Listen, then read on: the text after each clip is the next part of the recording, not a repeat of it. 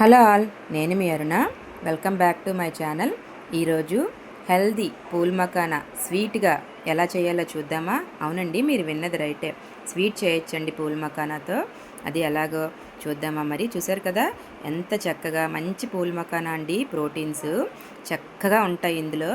పిల్లలకి ఇలా ఈవినింగ్ పూట చేసి పెడితే చాలా హెల్దీ అండి.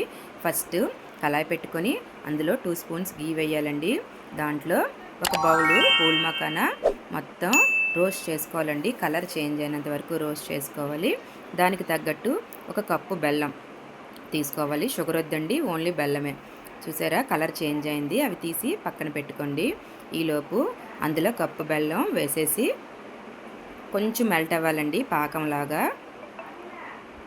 అలాగా బబుల్స్ వచ్చేటప్పుడు 2 స్పూన్స్ వాటర్ వేసి దాన్ని దగ్గరికి అలా మెల్ట్ చేయండి. మొత్తం అంతా మెల్ట్ అయిపోయేటప్పుడు మనకి బబుల్స్లా వస్తుందండి.